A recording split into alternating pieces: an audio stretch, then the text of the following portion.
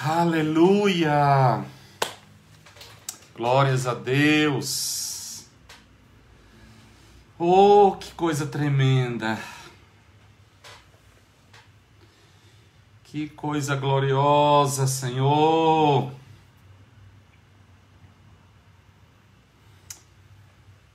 Glória a Deus, glória a Jesus, Shalom amados, sejam todos bem-vindos.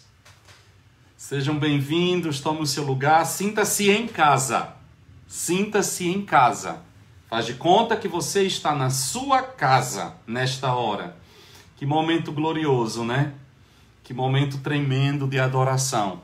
Deus habita no meio dos louvores do seu povo. Hello, Ju! Pastora Tânia, tanta gente bonita chegando, né?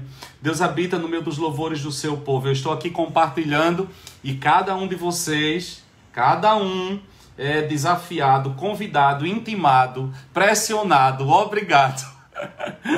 Shabbat Shalom. A compartilhar nas suas redes sociais para que outras pessoas possam também tomar parte neste momento tão bom, tão abençoado, que a gente já está vivendo, né? Já está desfrutando aqui este momento de adoração. Eu estou falando com vocês, estou aqui compartilhando este momento de adoração.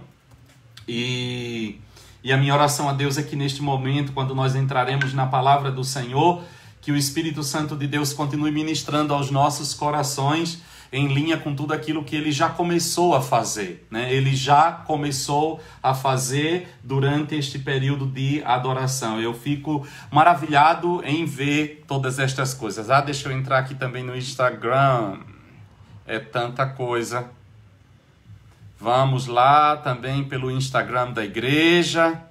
Vamos entrar para que outras pessoas também sejam alcançadas. Tem uma geração que gosta do Instagram. Deixa eu ver se eu me acho aqui. Ok. Você já compartilhou? Já compartilhou? Já chamou todo mundo? Pessoas que você está sentindo falta aí, que não apareceu ainda? Chame por ele. Grite por ele. Os nossos amados no Instagram, sejam todos bem-vindos. Todos os irmãos, sejam todos muito bem-vindos. Mas como eu estava dizendo, como é maravilhoso a gente viver este momento, né? Provar tudo isso que o Senhor está fazendo e compreender que Deus tem um plano perfeito para cada situação, para cada momento da nossa vida. E este é o plano perfeito de Deus para nós agora. E enquanto a Paola ministrava, enquanto os meninos do Oposito E ministravam, eu fiquei aqui, né, adorando a Deus, mergulhado nesta presença e percebendo as conexões daquilo que o Espírito Santo de Deus estava falando, né? Eu achei interessante, a Paola falou que os cânticos eram cânticos de guerra, né? Mas ela começou ministrando sobre cura. Ela começou falando sobre cura, né? Que você tem valor. O Espírito Santo se move em você. Que você deve valorizar isso. Que você deve valorizar a obra do Senhor na sua vida. Depois ela começou a ministrar sobre a unção, né? Se tentaram matar os teus sonhos, se tentaram sufocar o teu coração, se lançaram você numa cova, se você foi ferido durante a caminhada, recebe a cura, recebe a unção, recebe a ousadia, né? E ela continuou falando sobre cura, e depois falando sobre guerra. E eu viajei aqui e lembrei de uma época em que o Espírito Santo me levou a ministrar sobre as parábolas de Jesus na igreja. E quando nós começamos a ministrar sobre a parábola da ovelha perdida, como eu aprendi ali, como o Espírito de Deus me ensinou. E uma das coisas que eu aprendi, que nunca mais eu vou esquecer, porque eu fiz um paralelo com o Salmo 23, né? E que eu nunca mais vou esquecer, algo que Deus ministrou ao meu coração, que a cura vem no meio das guerras. Muitas vezes nós estamos imaginando que é necessário que o tempo de guerra termine para que o tempo de cura possa acontecer na nossa vida. Isso é um ledo engano, até porque a nossa batalha, ela só termina na sepultura, né? A nossa luta, ela só termina na sepultura ou no arrebatamento. O apóstolo Paulo, quando ele diz, combati o bom combate, terminei minha carreira, ele estava se preparando para a morte. Então, como nós não temos pressa de morrer, né? Então, e nós precisamos de cura. E nós estamos em guerra. O que fazer? Como nós vamos lidar com estas coisas? Precisamos aprender uma grande lição. Que Deus prepara uma mesa para nós na presença dos nossos inimigos. Isso para mim foi rema. Quando o Espírito de Deus ministrou esta verdade ao meu coração. Tu preparas uma mesa para mim na presença dos meus inimigos. E eu me perguntava, Senhor, mas aonde é que eu encontro os meus inimigos? No campo de batalha. Onde estão os meus inimigos? No campo de batalha.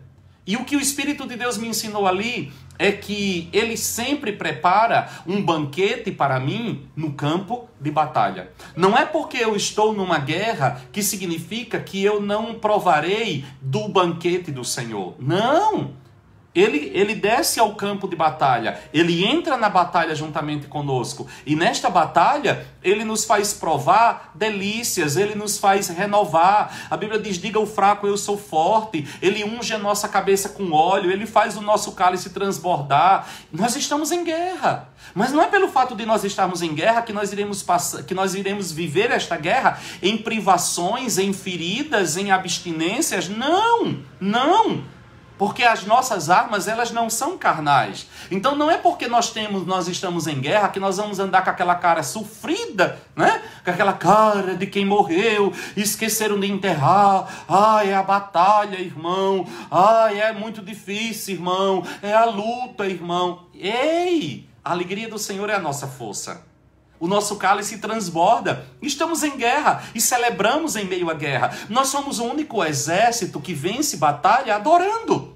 O exército do Senhor, quando ele vai organizar o seu exército, ele coloca um conjunto coral na frente do seu exército. Nós vencemos enquanto cantamos, nós vencemos enquanto adoramos. A força nossa não vem dos tutanos da terra, a força nossa vem da alegria do Senhor. A alegria do Senhor é a nossa força. Para que eu quero essa força? Para lutar? Para guerrear? Né? Então, essas duas coisas, elas caminham junto. A cura e a batalha e a cura. No meio das guerras, no meio das lutas, no meio das adversidades, o Senhor ministra cura ao teu coração, o Senhor ministra restauração à tua vida, o Senhor vai te curando, o Senhor vai te restaurando. Não fique achando que Ele vai te tirar primeiro da batalha, vai acabar as batalhas para que você possa ser curado. Não, isso é um engano do inimigo. À medida em que nós vamos caminhando com o Senhor, cada nível que o Senhor vai nos levando a um nível de oposição, a inimigos a serem vencidos, a inimigos a serem enfrentados, e nós não temos tempo para parar para ser curados.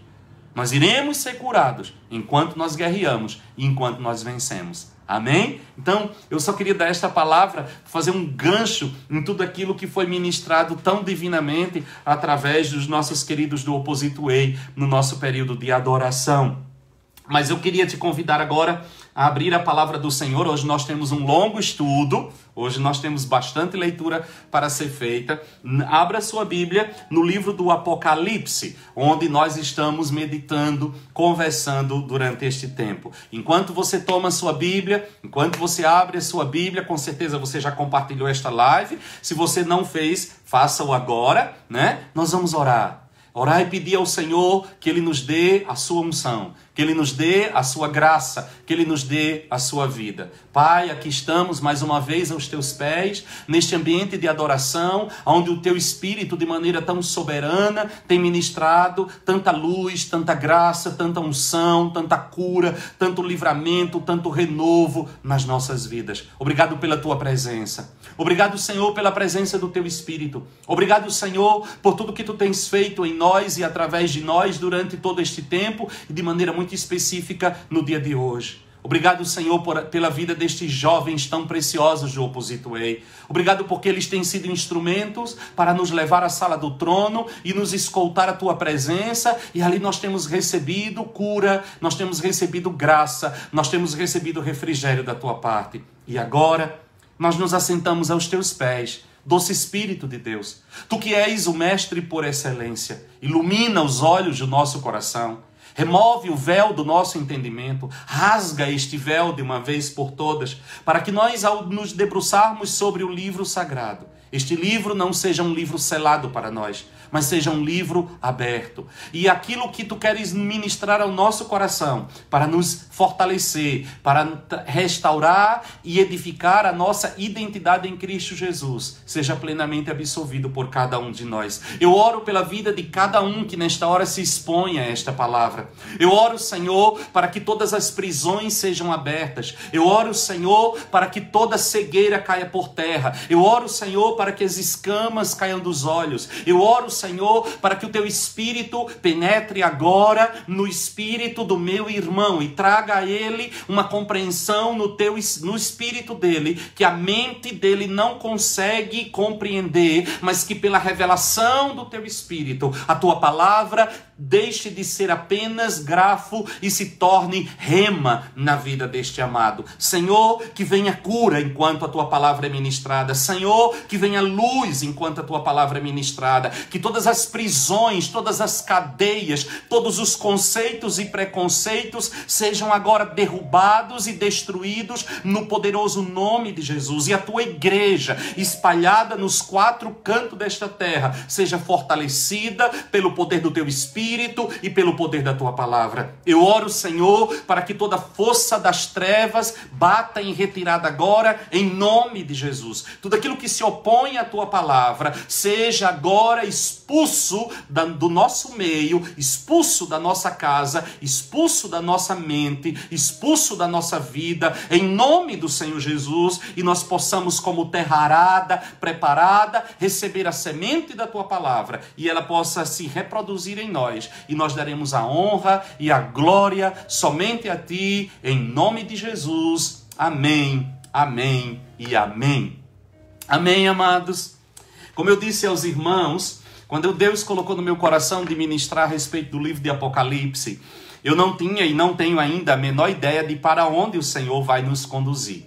Porém, eu senti esta semana a necessidade de fazer um panorama do livro, para que você possa ter uma visão, agora que você compreendeu que este não é um livro de sexta-feira 13, agora que você compreendeu que este livro não é amedrontador, ao contrário, este livro é o grito de vitória do Cordeiro e da sua noiva. Este livro é o final de toda a história da humanidade, e o final de toda a história é um só: vitória, vitória e vitória. O que o Senhor já tem reservado para a igreja é vitória, é triunfo. O que o Senhor já tem reservado para mim e para você, triunfo. O que o Senhor já determinou para o Cordeiro que foi morto, triunfo.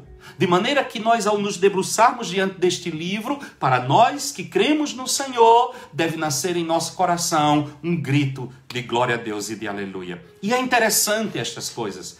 Quando Jesus vai trazendo o sermão profético, que está em Mateus capítulo 24, e ele fala de guerra, e ele fala de destruição, e ele fala de morte, e ele fala de coisas que são, humanamente falando, assustadoras.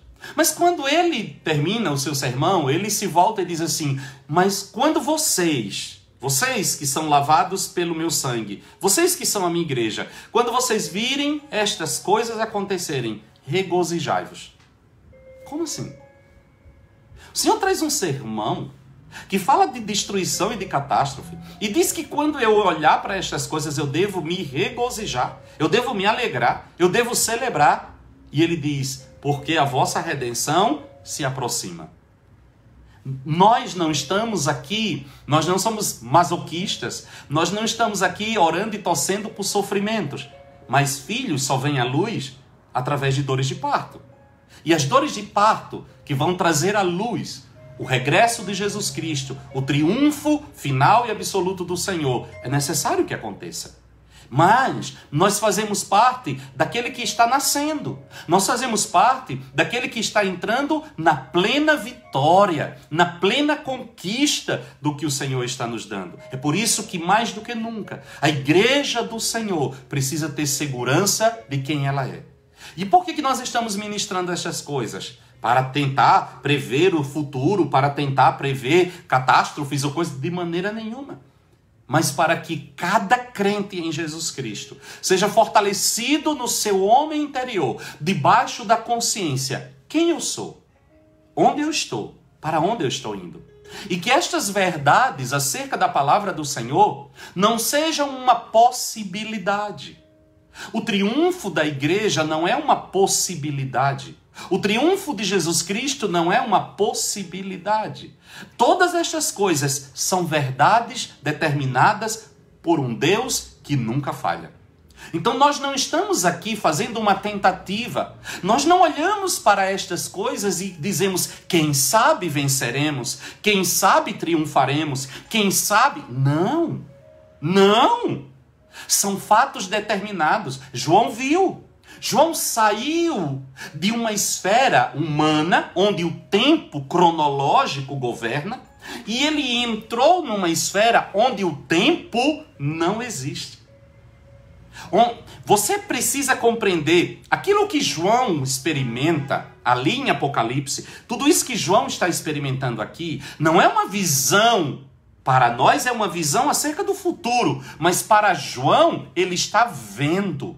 Para João ele está vivendo, aquilo é uma realidade. Por quê? Porque João sai dessa dimensão do tempo e do espaço. E ele entra na dimensão de Deus. E na dimensão de Deus, o tempo não existe. É por isso que quando as pessoas perguntam assim, pastor, prove-me que Deus existe. Eu digo, impossível provar que Deus existe. Por quê? Porque Deus não existe. Pastor Orlando, Deus não existe. O que existe? O que existe é aquilo que tem princípio. O que existe é aquilo que pode ser datado. Deus é. Eu existo. Eu passei a existir. A Terra existe. Tudo que está à nossa volta existe. Mas Deus é. Deus não está preso a esse cronos. Deus não está preso a essa cronologia. Ele é. Para Deus, o mundo está sendo criado agora. Para Deus, o homem está pecando agora. Para Deus, Jesus está morrendo agora. Para Deus, o arrebatamento da igreja está acontecendo agora. Para Deus, nós já estamos na glória. Deus não está sentado aqui observando o futuro e determinando coisas. Não existe para Deus presente, passado e futuro. Isso é tempo. Isso é tempo. Nós estamos presos ao tempo. Deus criou o tempo. É por isso que um dos nomes de Jesus Cristo, que está lá no profeta Isaías, é que ele é o Pai da eternidade. O que é isso? Isso é uma redundância. Se eu já não consigo entender algo eterno, imagina o Pai da eternidade. Ele gerou a eternidade. Aquilo que eu não posso dimensionar, que é a eternidade, pois bem, ele antecede esta eternidade. Ele vem antes desta eternidade, mostrando que ele não está limitado a tempo. Não existe para Deus passado, não existe para Deus presente, não existe para Deus futuro. Tudo isso foi criado por ele. E quando nós entrarmos na dimensão de Deus, e quando tudo isso aqui terminar, e quando tudo isso aqui se acabar, e nós chegarmos lá, nós entraremos na dimensão de Deus. Talvez nós não estávamos feijoada. Nós vamos entrar na dimensão de Deus. E ao entrar na dimensão de Deus, sabe qual é a primeira coisa que nós vamos descobrir? O tempo deixará de existir. É simples. Quando a igreja chegar à Cidade Santa, quando nós chegarmos na Cidade Santa, há algo muito peculiar que João viu. João percebeu uma coisa. João percebeu que na Nova Jerusalém, na Cidade Santa, não tem sol. Não tem lua. O que ilumina tudo? A glória do Cordeiro. O que é o sol? O sol é um astro criado por Deus para governar o dia. O que é a lua? Um astro criado por Deus para governar a noite. Nós temos dois calendários no universo. Um calendário solar e um calendário lunar. O que é o sol e a lua? Marcadores de tempo. Por que João disse que na Cidade Santa não tem o sol e não tem lua? Porque não existe mais esta prisão do tempo. Deus enche todas as coisas. Deus cobre todas as coisas. Então, amados, o que João vai ter uma experiência aqui? De entrar nesta dimensão de Deus. E ao entrar nesta dimensão de Deus, aonde o tempo não existe, aonde a prisão do tempo não está mais operando, onde acabou-se o tempo, ele pode viver ao mesmo tempo o presente, o passado e o futuro. Porque essas barreiras, estas cortinas não existem. E ele chega a uma conclusão.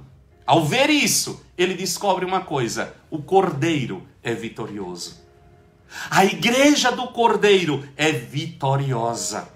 A igreja é vencedora. O Cordeiro é vencedor. Tudo já é restaurado. Tudo é transformado. Então, quando eu olho para o livro de Apocalipse, meu coração se rejubila. Por quê? Eu saio da esfera do tempo, onde eu ainda estou preso a esta casa, onde eu estou preso a esse corpo, onde eu estou preso a esta limitação. E quando eu entro na esfera onde essa prisão já não mais existe, eu descubro que na eternidade eterna, onde tudo já passou, eu sou mais do que vencedor. Eu já venci. Como é que eu entro na glória? Vitorioso. Como é que eu chego lá do outro lado? Vitorioso. A realidade encontrada do outro lado é uma realidade de um cordeiro vencedor e de uma igreja vencedora. Você não parte desta terra para tentar vencer do outro lado. Você não parte desta terra com uma possibilidade de céu. Você parte desta terra para entrar nesta dimensão que João encontra do cordeiro adorado, dos redimidos presentes, e isso é uma realidade. Aleluia! Mas nós precisamos ter uma visão do livro geral. Uma visão geral. Vamos lá. Primeiro, eu separei por blocos, certo? Eu separei por blocos. Eu quero começar lendo o versículo 1 do capítulo 1. Né? Eu quero começar lendo que João vai dizer, porque eu gosto desta palavra, revelação. Aqui está um livro de revelação. Tirar o véu. Revelação de quem? De Jesus Cristo.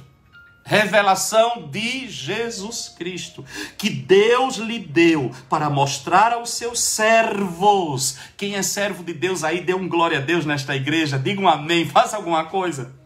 Revelação de Jesus Cristo para mostrar aos seus servos. Este livro tem um objetivo: mostrar aos servos de Jesus as coisas que brevemente devem acontecer. Este livro é para você. Este livro é para mim. Este livro é para a igreja.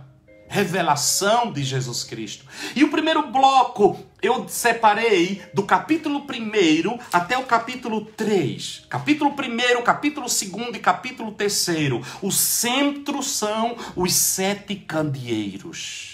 Neste bloco dos 3 primeiros capítulos de Apocalipse, nós encontramos o centro, os 7 candeeiros. Os 7 candeeiros. No capítulo 1, no versículo 12 diz: voltei-me para ver quem falava comigo, e a voltar-me vi 7 candeeiros de ouro.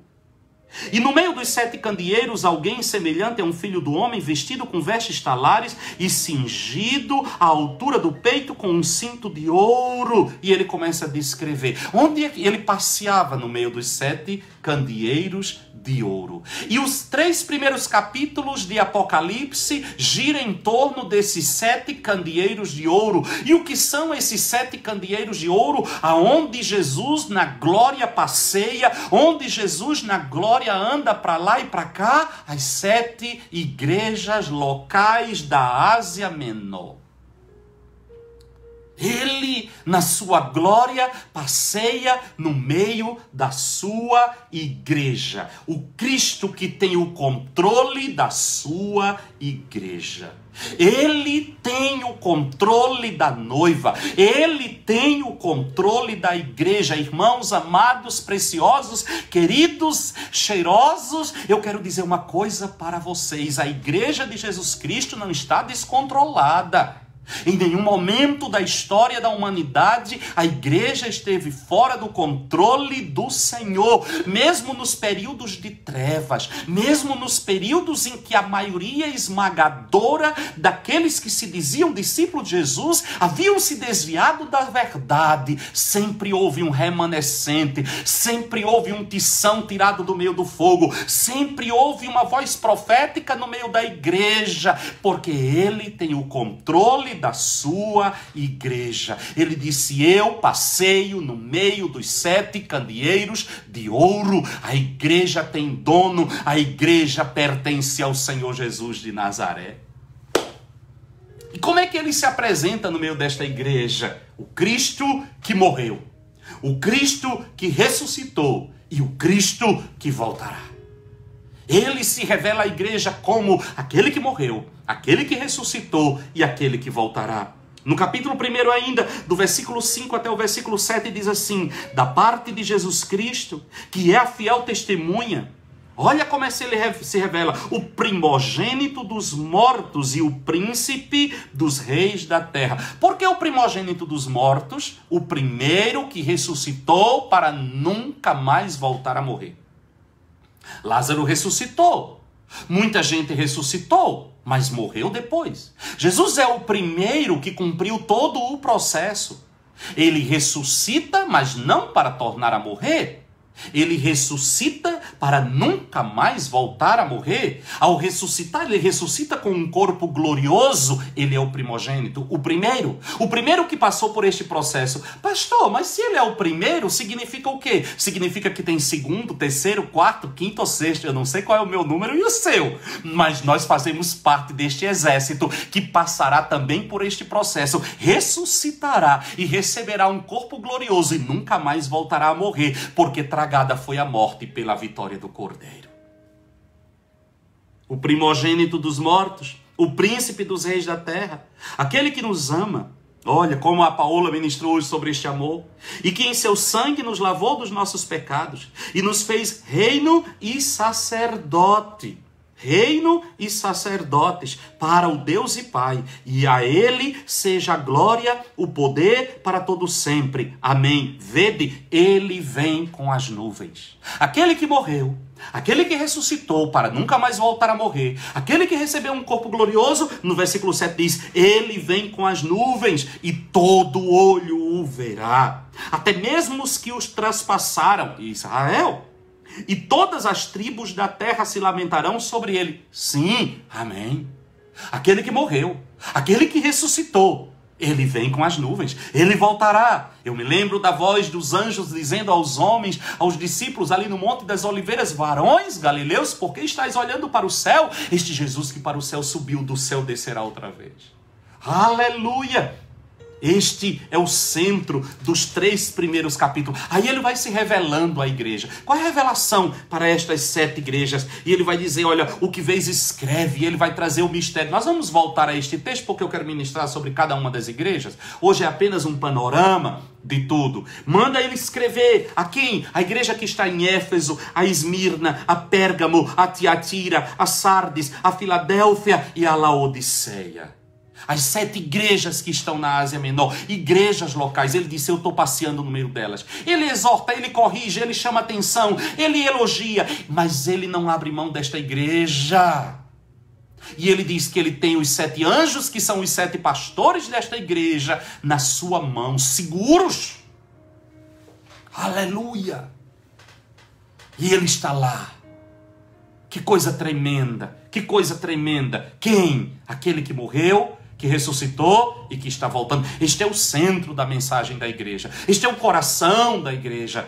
Nós não podemos nos afastar deste pilar de 3 colunas. Cristo morreu, Cristo ressuscitou, Cristo voltará. Nós não podemos jamais nos afastar disso. É o coração da igreja, é a vida da igreja, é a mensagem da igreja, é o que nos identifica como igreja de Cristo. Na hora em que nós perdermos esta mensagem, nós nos tornaremos qualquer coisa menos igreja de Jesus Cristo.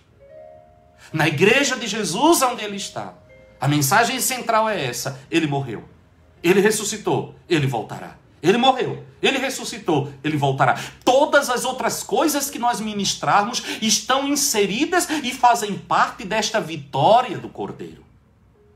Não há nada além disso. Tudo que nós temos, tudo que nós recebemos, tudo que nós usufruímos como igreja é resultado da morte, sepultura, ressurreição e glorificação de Jesus Cristo. Fora disso, não há nada. No dia em que nós, como igreja, compreendemos e absorvermos esta verdade e deixarmos que Ele que passeia no meio da igreja imprima dentro de nós estas marcas, automaticamente, de uma forma natural, nós provaremos todos os benefícios do Calvário. Nós provaremos todas as verdades do Calvário. A igreja tem uma mensagem tríplice. A igreja tem uma identidade dentro dela. Ele morreu. Ele é o primogênito dentre os mortos. Ele ressuscitou. Ele voltará. Nunca se esqueça disso. Depois do capítulo 4 até o capítulo 7, há um outro bloco. Cristo tem o controle da história nas suas mãos. Este é o tema central do capítulo 4 até o capítulo 7. Aquele que morreu e ressuscitou, aquele que passeia no meio da igreja, aquele que tem o controle da sua igreja nas suas mãos, ele também tem o controle da história. Ele também é o autor da história. No capítulo 5, no versículo 5 diz: todavia um dos anciãos me disse, não chores. Aleluia! Não chores. Olha, o leão da tribo de Judá, a raiz de Davi, venceu para abrir o livro e os seus 7 selos. Que livro? João vê um livro selado com 7 selos por dentro e por fora. E não havia no céu, nem debaixo da terra, em nenhum lugar, ninguém que pudesse tomar aquele livro, desatar os seus selos. E João começa a chorar porque ele sabia do que aquele livro se tratava. Ele sabia do que aquele rolo se tratava. Aquele rolo escrito por dentro e selado com 7 selos, é uma linguagem de uma escritura. Quando você comprava uma propriedade de alguém, aquela escritura era passada e selada com um anel de cera, e aquilo era selado na frente dos anciãos da cidade. E muitas vezes o antigo dono da terra não queria soltar, não queria devolver, negava que tinha lhe vendido. O que é que você fazia? Você que comprou a terra, você pegava aquela escritura selada e levava diante das portas da cidade, onde ficavam os anciãos, e o ancião quebrava o selo e abria a escritura. E pela força do selo quebrado e a escritura aberta, aquele que não queria lhe entregar o que era seu por direito, era obrigado agora a devolver. Pois bem, Deus é o criador da terra. Deus criou a todas as coisas e colocou debaixo do governo do homem. O homem tem autoridade sobre a terra. Diz o Salmo 8, ó Senhor, Senhor nosso, quão magnífico é o teu nome sobre toda a terra. Quando olha as obras das tuas mãos, que é o homem para que dele te lembres, ou filho do homem para que te compadeças, contudo um pouco menor do que Deus o fizeste, de honra e de glória o coroaste, e deste-lhe domínio sobre as obras das tuas mãos. O homem é o governador da terra, mas o homem fez uma aliança com Satanás. Rebelou-se contra Deus e fez uma aliança com o inimigo e passou esta autoridade para o inimigo. Satanás, ao tentar Jesus no deserto, lhe disse: olha, os reinos deste mundo são meus, me foram dados e eu dou a quem quiser, e eu te darei se tu prostrado me adorares. Quem deu os reinos deste mundo ao diabo? Não foi Deus. Salmo 115, versículo 16 diz que os céus são os céus de Yahvé, a terra ele deu aos filhos dos homens. Então quem deu ao diabo? Os filhos dos homens. Mas a terra foi entregue ao homem não definitivamente. A terra foi arrendada ao homem por um período de tempo. E há uma escritura no céu, selada com 7 selos. Mas quem é digno de tomar de volta esta terra? Deixa implícito que o inimigo não vai querer devolver as coisas com muita facilidade. Ele é ladrão? Ele é trapaceiro?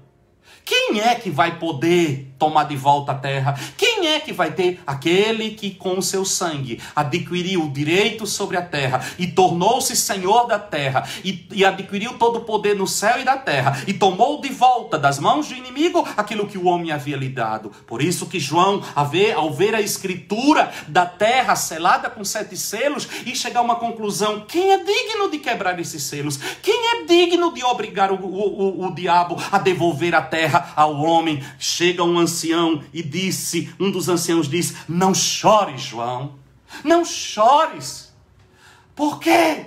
Porque o leão da tribo de Judá, aleluia, a raiz de Davi, venceu. Ele venceu para quê? Para abrir o livro e os seus 7 selos. Ele venceu. Ele venceu, João. Ele tomou de volta a autoridade que o homem havia dado a Satanás. Ele agora tem as chaves da morte e do inferno nas suas mãos. Ele tomou de volta a autoridade que o homem deu ao inimigo. Ele é digno de abrir o livro. Ele é digno de desatar os seus 7 selos. E pela força dos selos quebrados e do livro aberto, Satanás é obrigado a devolver a terra ao seu legítimo dono, o Rei dos Reis e o Senhor dos Senhores. Aleluia! Do capítulo 4 até o capítulo 7. É este o quadro que vai se desenrolar. Ele tem o controle de todas as coisas. Ai, irmãos, que glória! Eu não sei vocês, mas a minha vontade de entrar através destes celulares. Se eu estivesse lá na igreja, eu já estava, acho que já aos pulos. Ele é digno. Por que ele é digno? Ele tem o controle da história. Como é que tudo vai terminar? Volta para as mãos do Senhor.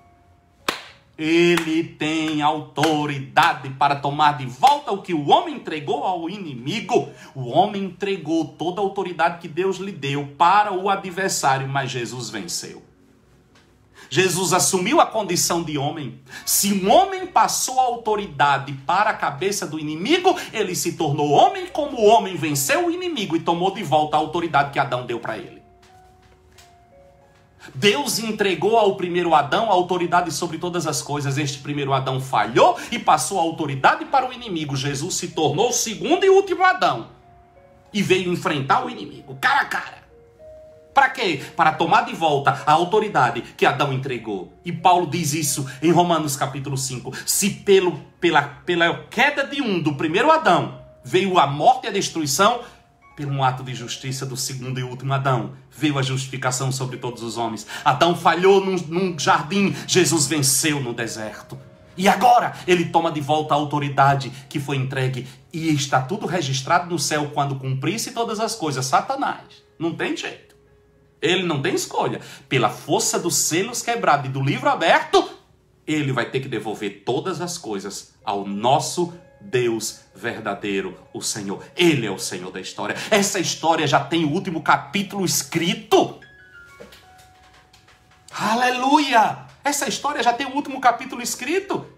E o capítulo ele é vencedor. Por quê? Como é que ele venceu? Como é que ele adquiriu esse direito? Capítulo 5, versículo 6. Capítulo 5, versículo 6 de Apocalipse. Por que ele tem o direito de escrever a história? Por que ele tem o controle da história? Versículo 6 diz assim: então eu vi no meio do trono e dos 4 seres viventes, e entre os anciãos em pé, um cordeiro. Aleluia! Como havendo sido morto, e tinha 7 chifres e 7 olhos, que são os 7 Espíritos de Deus, enviado por toda a terra. Este 7 Espírito fala da plenitude. O que é que João viu? Quando o ancião diz para ele: não chore, porque o leão de Judá, a raiz de Davi, venceu para abrir o livro e desatar os seus 7 selos. João levanta os olhos para ver quem é este vencedor, quem é este que tem esta autoridade, quem é este que tem o poder de tomar de volta todas as coisas. E ele tem uma visão magnífica. Ele vê um cordeiro de pé. Só que ele passa para João a primeira imagem. Esse cordeiro havia sido morto. O que deu ao cordeiro a autoridade de tomar de volta todas as coisas? A sua morte. O primeiro ponto que aqui João vai destacar e vai perceber é que, por que ele é o Senhor da história? Por que ele tem autoridade sobre a história? Por causa da sua morte. Outra coisa, capítulo 6. Vamos ler bastante Bíblia hoje. Capítulo 6, versículo 6 até o versículo 12. Diz assim: e ouvi uma voz, e ouvi uma como que voz no meio dos 4 seres viventes que dizia: uma medida de trigo por 1 denário, 3 medidas de cevada por 1 denário, e não danifiques o azeite e o vinho. Quando o cordeiro abriu o 4º selo, ouvi a voz do 4º ser vivente que dizia: vem. Olhei e vi um cavalo amarelo, o seu cavaleiro chamava-se Morte, e o inferno seguia. Foi-lhe dado poder sobre a 4ª parte da terra para matar com a espada, com a fome, com a peste e com as feras da terra. Quando ele abriu o quinto selo, vi debaixo do altar as almas dos que foram mortos por causa da palavra de Deus e por causa do testemunho que deram, e clamavam com grande voz, dizendo: até quando, ó verdadeiro e santo, soberano, não julgas e vingas o nosso sangue dos que habitam sobre a terra? E foram dadas a cada um deles compridas vestes brancas, e foi-lhe dito que repousasse ainda por pouco tempo, até que se completasse o número de seus conservos, os seus irmãos, que haviam de ser mortos, como também eles foram. Olhei, enquanto ele abria o sexto selo, ouvi um grande terremoto, o sol tornou-se negro como um saco de cilício, e a lua tornou-se como sangue. No capítulo 7, versículo 9, capítulo 7, versículo 9. Depois destas coisas olhei e vi uma grande multidão, que ninguém podia contar, de todas as nações, tribos, povos e línguas, que estavam de pé diante do trono e perante o Cordeiro, trajando compridas vestes brancas, com palmas nas mãos. Clamavam com grande voz: salvação ao nosso Deus, que está sentado no trono, e ao Cordeiro. Todos os anjos estavam em pé ao redor do trono, e dos anciãos e dos 4 seres viventes, e prostravam-se diante do trono sobre o seu rosto e o adoravam, dizendo: amém. Louvor e glória e sabedoria, ações de graças e honra e poder e força ao nosso Deus para todo sempre. Então um dos anciãos me perguntou: estes que estão vestidos de branco, quem são eles e de onde vieram? Respondi-lhe: Senhor, tu sabes. Disse-me: estes são os que vieram da grande tribulação e lavaram as suas vestes e as branquearam no sangue do Cordeiro. Por isso estão diante do trono de Deus e o servem de dia e de noite no seu templo. E aquele que está sentado sobre o trono estenderá o seu tabernáculo sobre eles. Nunca mais terão fome, nunca mais terão sede, nem sol, nem calor algum cairá sobre ele, pois o Cordeiro que está no meio do trono os apacentará e os conduzirá às fontes das águas vivas, e Deus lhe enxugará dos olhos toda a lágrima.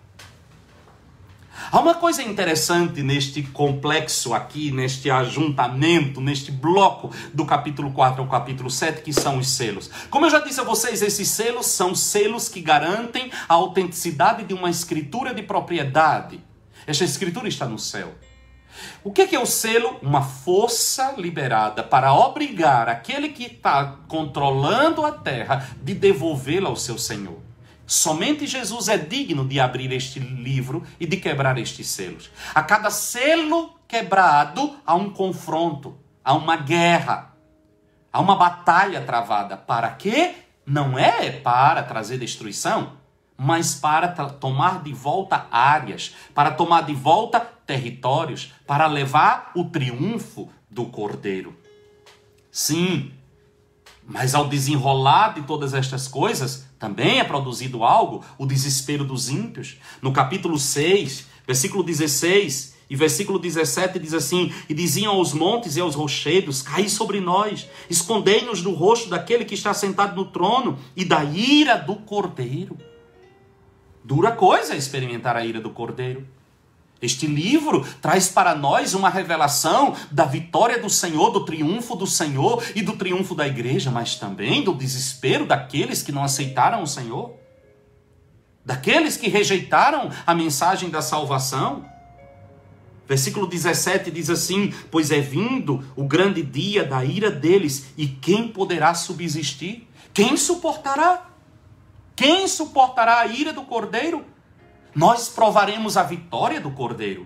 Você que nasceu de novo, você que é um discípulo do Senhor, você cujo nome está escrito no livro da vida do Cordeiro, ao manifestar-se o Cordeiro, você provará os benefícios da sua vitória. Mas para aqueles que rejeitaram o Cordeiro, eles provarão a ira do Cordeiro.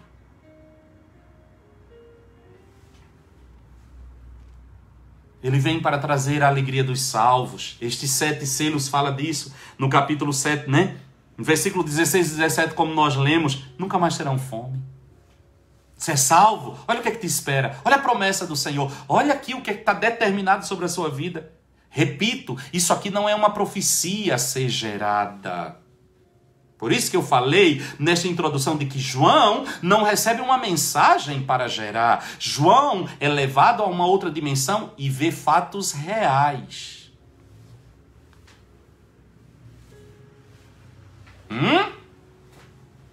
Por isso que a Bíblia diz assim que quem tem um filho tem a vida, não entrará em juízo. Não é uma tentativa, é um fato. Não é uma possibilidade, é um fato. Nunca mais terão fome, nunca mais terão sede, nem sol nem calor cairá sobre ele. Por quê? Porque o cordeiro que está no meio do trono os apacentará. Vocês percebem aqui a dicotomia? Vocês percebem quanto um grupo sofrerá, pedirá que os montes caiam sobre si, entrará em desespero, porque irão provar a ira do cordeiro para os salvos? Os salvos não. Aqueles que creram no Cordeiro, aqueles que receberam sobre si o sangue de Jesus, o Cordeiro que está no meio do trono os apacentará. Não provaremos a ira, provaremos o seu apacentamento e os conduzirá às fontes de águas da vida. Que coisa gloriosa! Enquanto aqueles que rejeitaram o Cordeiro estarão em desespero, sofrendo a sua ira, nós estaremos sendo conduzidos às fontes das águas da vida. E Deus enxugando dos nossos olhos toda a lágrima. Repito, até que isso entre dentro de você. Isso aqui não é uma profecia. Isso aqui é um fato. Para mim, que estou preso no tempo e no espaço, são acontecimentos que virão. Para Deus, isso aqui está acontecendo agora. O que é que vai acontecer no arrebatamento? O que é que vai acontecer quando eu descer a sepultura se o arrebatamento não acontecer? O que é que vai acontecer? Eu sairei desta esfera, aonde isso aqui é uma profecia, e entrarei na esfera, aonde isso aqui é um fato. O que é a morte? A ponte que me tira dessa esfera, onde isso aqui é profecia, e me lança na esfera, onde isso aqui é fato. É por isso que a Bíblia diz que nós ouviremos: entra, bendito de Deus Pai, para o gozo que eu vos tenho preparado. Para quando? Lá para frente? Não, agora. O que é a morte?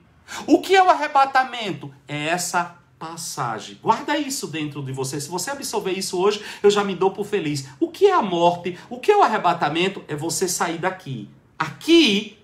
Aqui você está preso ao tempo e ao espaço. Todas estas coisas são para mim e para você coisas que irão acontecer. Quando você morrer, ou quando nós formos arrebatados, o que é que vai acontecer? Você vai sair daqui, onde tudo isso é profecia, e você vai passar para aqui, onde tudo isso é fato. Onde tudo isso está acontecendo. Por quê? Porque aqui quem governa é o tempo. Aqui o tempo não existe. Aqui nós vivemos presos a 3 tempos: passado, presente e futuro. Aqui isso não existe. Aqui o sol governa o dia, a lua governa a noite, e há um calendário. Aqui não há sol e não há lua. O governo é estabelecido não por astros que governam a partir de tempo. O governo é estabelecido pela glória do Cordeiro. Quando você sair daqui para cá, você não vai esperar nada. É por isso que Paulo diz: para mim é melhor morrer e estar com Cristo. É melhor. Mas ele diz: por causa de vocês eu vou ficar aqui. Quando Paulo termina o seu ministério, ele diz: combati o bom combate, terminei a carreira, vou receber a coroa. Não vou ficar dormindo esperando coroa. Não vou esperar que um tempo chegue. Porque eu saí da esfera do tempo. Entendeu? Por isso que Paulo vai dizer assim: quando esta casa terrena se desfizer, eu tenho, não é eu terei, eu tenho um edifício construído por Deus na glória. Os nossos irmãos queridos que partiram desta terra antes de nós, onde é que eles estão? Aqui. O que é que eles estão fazendo agora? Gozando de tudo isso que João viu. Qual é a única coisa que eles ainda não têm? Um corpo glorioso semelhante ao de Jesus.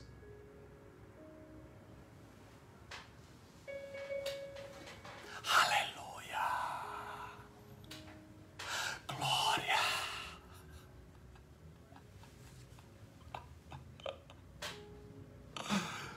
Perdoe-me, mas quando eu prego sobre estas coisas, nasce no meu coração uma vontade. Volta logo, Jesus.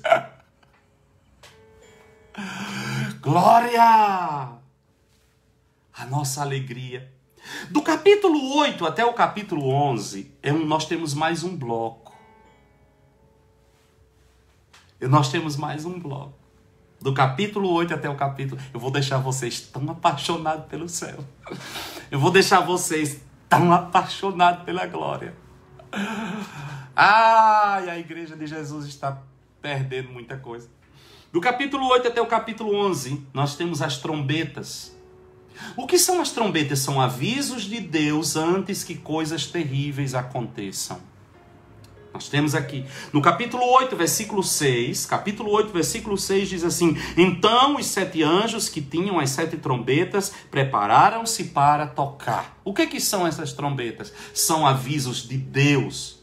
Deus, bota uma coisa na sua cabeça, Deus sempre avisa para que venha arrependimento. Deus nada faz sem que antes revele aos seus servos os profetas. Quando fala dessas trombetas tocando, são avisos de Deus às nações para que elas se arrependam. No capítulo 10, no versículo 7, capítulo 10, versículo 7 diz assim: Mas nos dias da voz do 7º anjo, quando ele estiver prestes a tocar a sua trombeta, se cumprirá o mistério de Deus, como anunciou aos profetas os seus servos. Que são esses profetas, os servos do Senhor? São homens e mulheres levantados, proclamando, anunciando o tempo de arrependimento, tempo de retorno. Essa é a trombeta do Senhor. Ele sempre vai fazer. Capítulo 11, versículo 15. Capítulo 11, versículo 15 até o 19. O 7º anjo tocou a sua trombeta e houve no céu grandes vozes que diziam: Os reinos do mundo vieram a ser de nosso Senhor e do seu Cristo, e ele reinará para todo sempre. E os 24 anciãos que estavam sentados em seu trono diante de Deus prostraram-se sobre os seus rostos e o adoraram a Deus, dizendo: Graças te damos, Senhor Deus Todo-Poderoso, que és, que eras, porque tomastes o teu poder, o teu grande poder e reinaste. Iraram-se as nações, então veio a tua ira. E o tempo de serem julgados os mortos, e o tempo de dares recompensas aos profetas, os teus servos, e aos santos, e aos que temem o teu nome, a pequenos e a grandes, e o tempo de destruíres os que destroem a terra. Abriu-se no céu o templo de Deus, e a arca da aliança foi vista no seu santuário, e houve relâmpagos, vozes e trovões, e terremotos, e grande chuva de pedra, anúncios de Deus que apontam para o fim de todas as coisas. Essas trombetas são vozes de Deus dizendo: arrependam-se, há um juízo, há um fim chegando, há uma hora chegando, e Deus levanta juntamente com essas trombetas os seus profetas, as vozes proféticas, a sua boca profética na terra, dizendo: arrependei-vos e crede no Evangelho, Jesus está voltando, o tempo está cumprido, o reino de Deus está próximo, é tempo de nos voltarmos para o Senhor. Neste capítulo ainda, do capítulo 12 até o 14, vai falar sobre o triunfo sobre o mal. Você vai ver aqui no capítulo 12, versículo 13. Capítulo 12, versículo 13, nós vamos encontrar o triunfo do Senhor sobre 3 figuras: o dragão, a besta e o falso profeta. Essas figuras entram em cena. Capítulo 12, versículo 13 diz: Quando o dragão se viu lançado da terra, perseguiu a mulher que dera à luz o filho varão. Falamos disso em uma outra ocasião, né? O dragão está aqui presente. No capítulo 14, do versículo 8 até o versículo 11, diz assim: Um segundo anjo seguiu dizendo: Caiu a grande Babilônia, que a todas as nações deu a beber do vinho da ira da sua prostituição. E seguiu-se ainda um terceiro anjo dizendo com grande voz: Se alguém adorar a besta e a sua imagem e receber o sinal na sua testa ou na sua mão, também o tal beberá do vinho da ira de Deus, preparado sem mistura no cálice da sua ira, e será atormentado com fogo e enxofre diante dos santos anjos e diante do Cordeiro. A fumaça do seu tormento sobe para todo sempre. Não tem repouso nem de dia nem de noite os que adoram a besta e a sua imagem, e aquele que recebe o sinal do seu nome. Uau! Que coisa, né? Essas trombetas falam da vitória do Senhor. A vitória do Senhor sobre o dragão, sobre a besta e sobre o falso profeta. Do capítulo 15 até o capítulo 16, nós vamos ver a manifestação da ira de Deus. A manifestação da ira de Deus. Capítulo 16, do versículo 15, como eu disse, vamos fazer um panorama do livro hoje, né? Do capítulo 16, versículo 15 até o versículo 20, diz assim: eis que venham como ladrão. Bem-aventurado aquele que vigia e guarda suas vestes, para não andar nu e não se veja a sua vergonha. Então congregaram os reis no lugar que em hebraico se chama Armagedon. O sétimo anjo derramou a sua taça no ar e saiu grande voz do templo, do céu, do trono, que dizia: está feito. E houve relâmpagos, vozes, trovões e um grande terremoto como nunca havia havido, desde que há homens sobre a terra. E tal foi o terremoto forte e grande. A grande cidade fendeu-se em 3 partes, e as cidades das nações caíram. Deus se lembrou da grande Babilônia para lhe dar o cálice do vinho da indignação da sua ira. Todas as ilhas fugiram, os montes não mais se acharam, e sobre os homens caiu do céu uma grande saraiva, pedras que pesavam cerca de 1 talento, e os homens blasfemaram contra Deus por causa da praga, da chuva, da pedra, porque a sua praga era muito grande. A ira do Senhor, o juízo do Senhor na batalha do Armagedon. Falamos bastante disso como nós estamos lá em Israel, a grande batalha. E o Senhor se levantará triunfante, o Senhor se levantará vitorioso sobre todas as coisas, sobre a besta, sobre o anticristo, sobre o falso profeta. Ele é vencedor, e nós vamos encontrar isso do capítulo 12 até o capítulo 14, depois as 7 taças do capítulo 15 até o capítulo 16. Essas 7 taças fala Deus derramando a sua ira sobre a terra.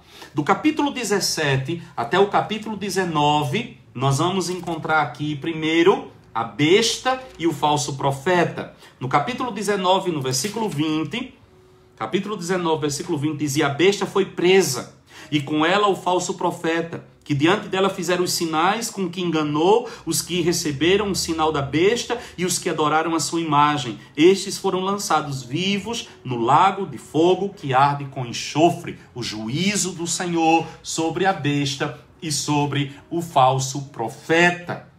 Aleluia! No capítulo ainda 19, no versículo 11 até o versículo 20, a partir do versículo 11, nós vamos ter aqui uma descrição da volta de Jesus Cristo. Eu acho esse texto assim espetacular. Capítulo 19, versículo 11 diz: eu vi o céu aberto, e apareceu um cavalo branco, e o seu cavaleiro chama-se Fiel e Verdadeiro, e julga e peleja com justiça. Os seus olhos eram como chama de fogo, e sobre a sua cabeça havia muitos diademas. Ele tinha um nome escrito que ninguém sabia senão ele mesmo. Estava vestido com um manto salpicado de sangue, e o nome pelo qual se chama é o Verbo de Deus. Seguiam-no os exércitos que estão no céu, em cavalos brancos e vestidos de linho fino, branco e puro. Da sua boca saiu uma espada afiada para ferir com ela as nações. Ele as regerá com vara de ferro. Ele mesmo é o que pisa o lagar do vinho do furor da ira do Deus Todo-Poderoso.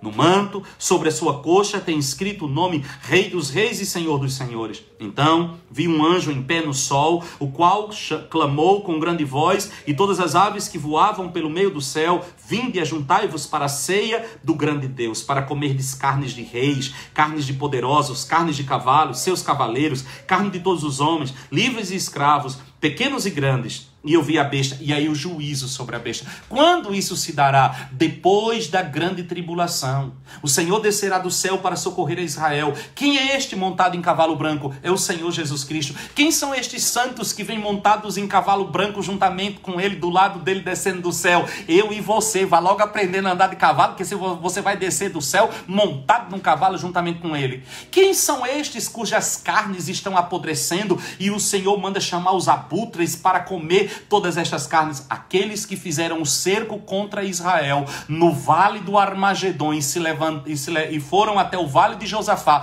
para tentar invadir de Jerusalém. Estes suas carnes apodrecerão com a volta do Senhor. E nós onde estaremos? Montados em cavalos brancos, vestidos com vestes brancas, salvos e redimidos, voltando agora com aquele que já não é mais o nosso noivo, mas agora é o nosso esposo, porque a igreja agora já passou pelas bodas do Cordeiro.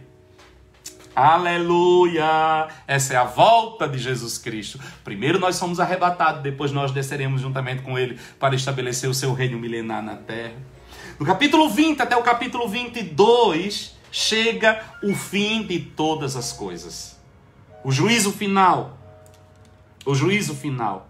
João vai descrever aqui novos céus e uma nova terra. O fim de tudo.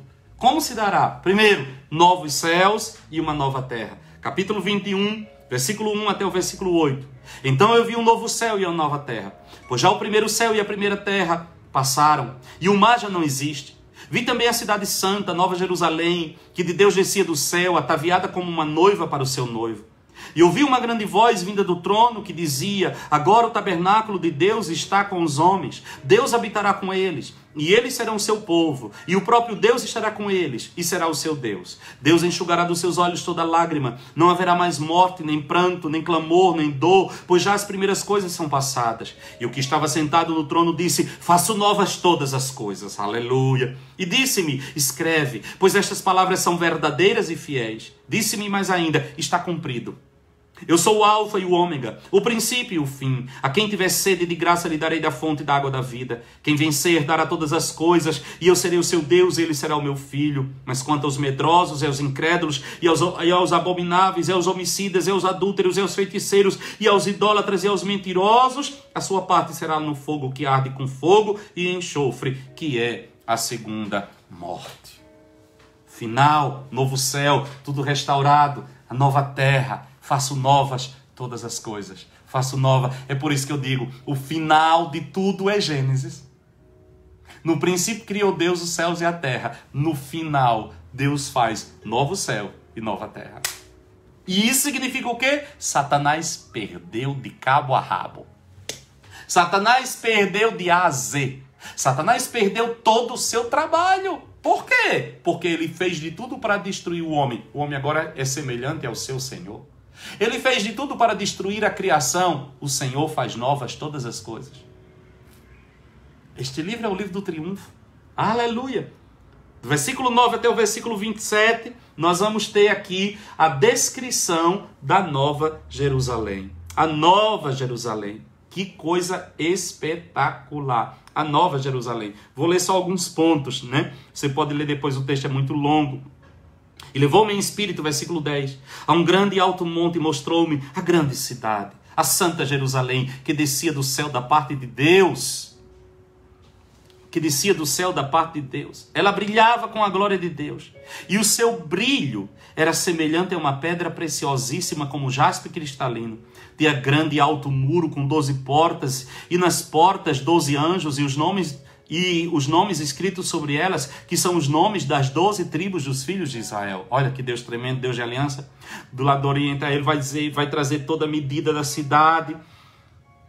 E vai falando, versículo 18, diz assim: o muro era construído de jaspe, e a cidade era de ouro puro, semelhante a vidro límpido.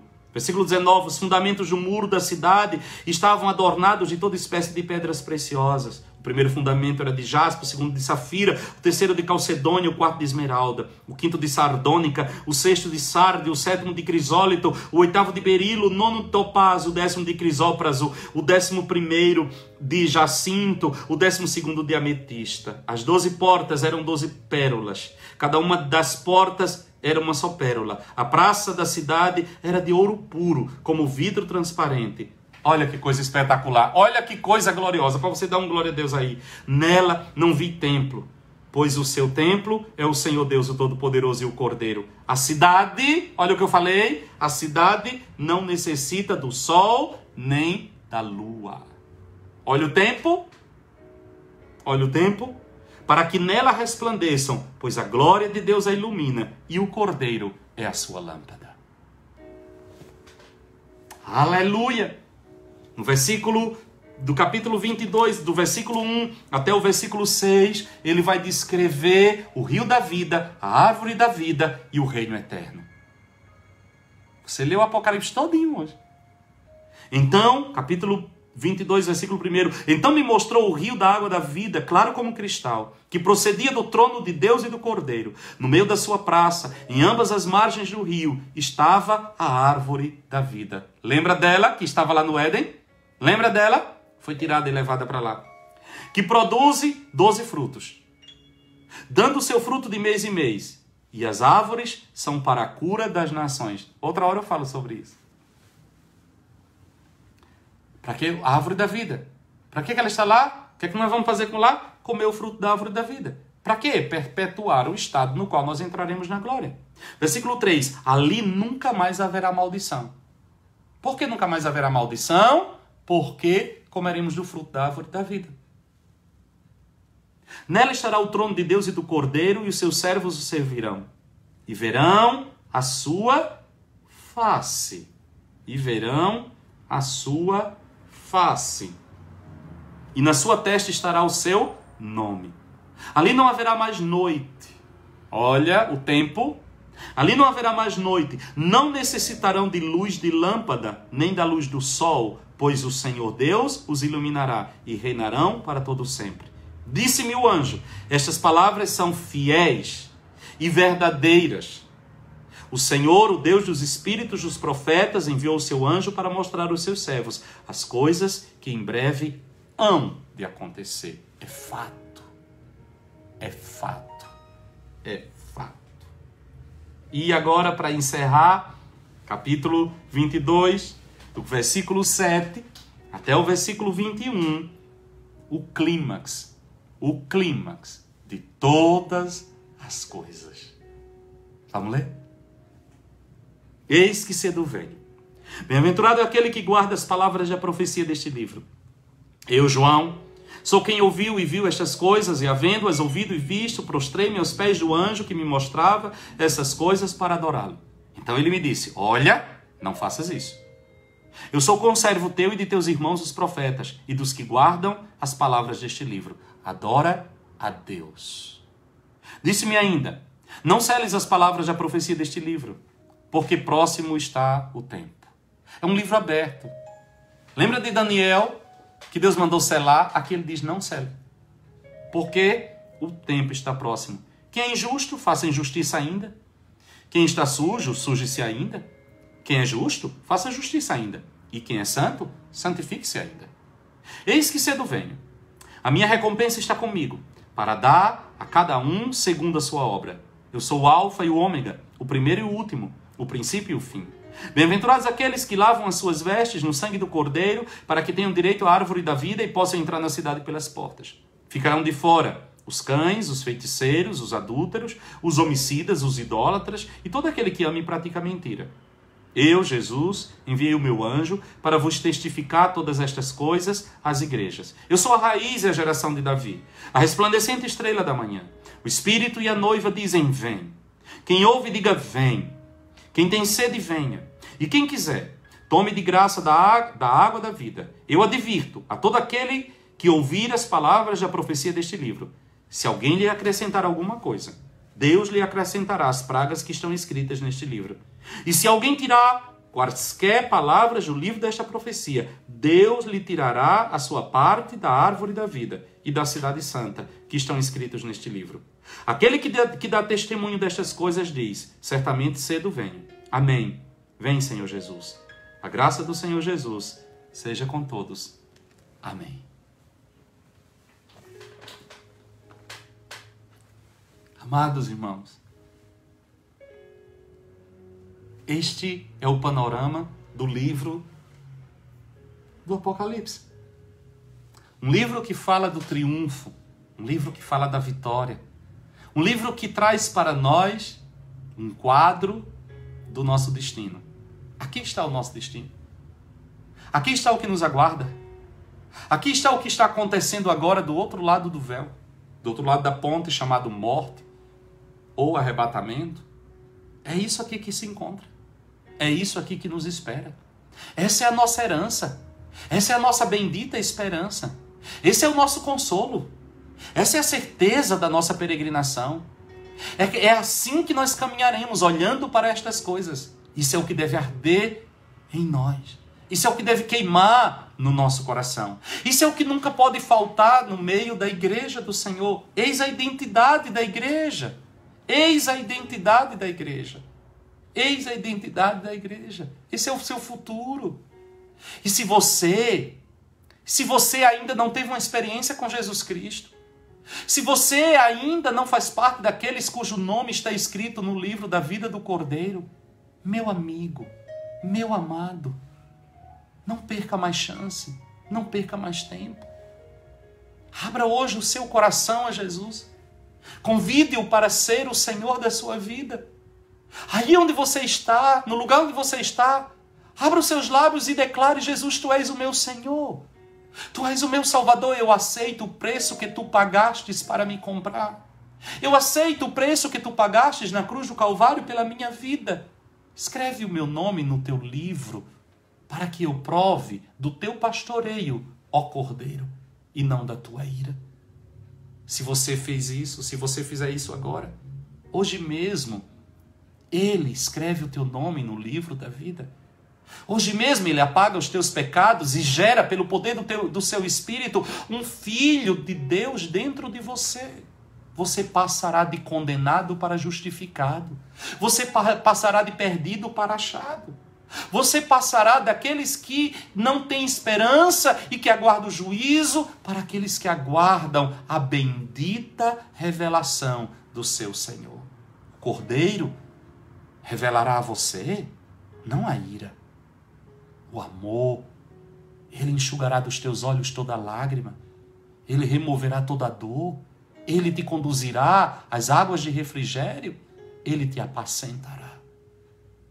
Meu amado, minha amada, não perca mais tempo. Não perca mais tempo. Todas as coisas nos mostram que tudo isso está muito perto. Tudo isso está muito perto. A cada dia, centenas e milhares de pessoas partem desta terra. Somente nestes últimos dias no Brasil, mais de 70 mil pessoas partiram por conta desta pandemia. Para onde foram? Ao atravessar esta separação entre o tempo e aonde o tempo não governa, para onde foram? Nós só temos essa vida, nós só temos esse tempo para viver. Ao deixar esta vida, ao partir desta terra, para onde você irá? Qual vai ser o teu destino?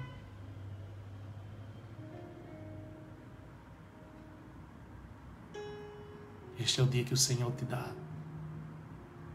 para mudar a tua história. Para que ao partir desta terra, você e eu não partamos para uma possibilidade, mas partamos debaixo de uma convicção. Eu sei que o meu Redentor vive. Combati o bom combate. Terminei minha carreira. Guardei a fé. Vou receber a coroa. Que segurança. Sou de Jesus. Pai, eu oro por cada um.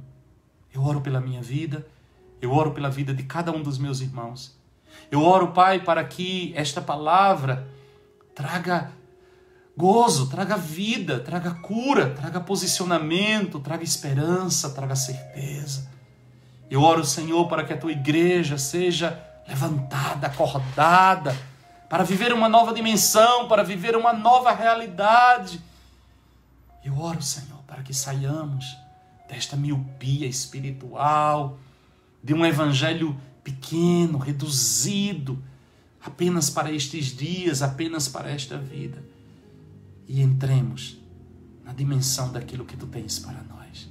Eu oro, Senhor, para que esta palavra não volte vazia, mas que ela produza na vida de cada um aquilo para o que ela está sendo enviada.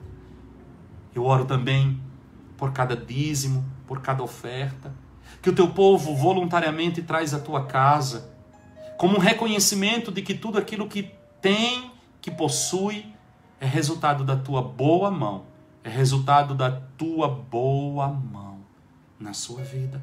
O reconhecimento de que tu és o nosso Jireh, o nosso provedor, se dá através das nossas ofertas e dos nossos dízimos. Pai, multiplica na vida do teu povo. Pai, multiplica na vida da tua igreja. Multiplica, Senhor, na casa de cada um, que não falte o pão, que não falte a provisão, que não falte. Que o teu povo seja suprido em todas as suas necessidades. Eu abençoo cada dízimo, eu abençoo cada oferta, eu abençoo cada vida, eu abençoo cada família. E hoje, agora, eu impetro sobre o teu povo a tua bênção, dizendo que Yahvé vos abençoe e vos guarde, que Yahvé faça resplandecer o seu rosto sobre vós e tenha misericórdia de vós. Que Yahvé sobre vós levante o seu rosto e vos dê shalom. Que a graça salvadora de Jesus o Cristo, o amor de Deus, o nosso eterno e soberano Pai, e a presença do Espírito de Deus esteja convosco, com as vossas famílias e com toda a igreja, espalhada na face da terra, hoje e sempre. Amém, amém e amém. Amém, meus queridos. Amém, meus amados. Amém. Glória a Deus.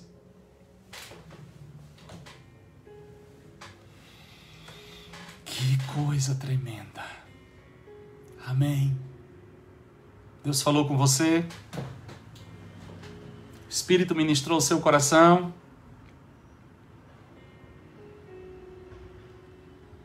Espero em Deus que sim. Ele ministrou muito ao meu coração. Quantas coisas tremendas o Senhor nos falou, nos ensinou, nos instruiu. Glória a Deus, glórias ao Senhor, glórias ao Senhor. Não esqueça que amanhã, às 4 horas da tarde, 4 horas da tarde, horário daqui da Inglaterra, meio-dia no Brasil, nós estaremos aqui outra vez e eu estarei ministrando, debaixo ainda sobre Efésios, né? Capítulo 5, eu estarei ministrando a respeito do papel do marido na família. Então, não falte. Maridos, não falte, porque amanhã nós vamos falar a respeito do papel do marido dentro da família. Vai ser bom. Nossa conversa amanhã vai ser gloriosa. Então, não falte. Vai ser um tempo assim precioso, precioso. Amém, pastora Rose. Orem por mim, porque cada dia uma ministração totalmente diferente. Então, assim, tem hora que a cabeça, eu digo, Jesus amado, me ajuda. Tu tá me testando, né? Tu tá me testando. Mas eu creio, Deus tem dado graça e tem sido um tempo de grandes riquezas mesmo, né? Não deixe de compartilhar. Todas estas ministrações estão no Instagram, estão aqui, né? E também no YouTube nós colocamos a partir da segunda-feira. Envie para outras pessoas.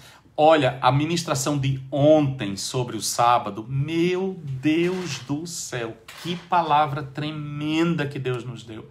Que palavra espetacular. Ouça, se você não ouviu a de ontem, ouça, porque é imperdível. É imperdível, né? E aqui hoje foi uma feijoada bem condensada, né? Lógico que nós voltaremos para ministrar nas 7 igrejas, né? A partir da próxima semana, continuaremos ministrando em Apocalipse, mas eu quis dar esse panorama para você entender o livro como um todo. Aí agora nós vamos falar a respeito das 7 igrejas, tá bom? Fiquem com Deus, Deus os abençoe, tenham uma noite de sono restaurador e eu espero por vocês amanhã, em nome de Jesus. Eu os amo! Eu os amo. Obrigado por tudo, pelas orações, pelo apoio, por estar aqui fiel, esse grupo fiel durante todo esse tempo. Muito obrigado. Que o Senhor os abençoe, que o Senhor os proteja em todas as coisas. Deus é fiel e tem nos guardado em nome de Jesus. Amém? Um grande abraço. Fiquem com Deus. Amém. Amém.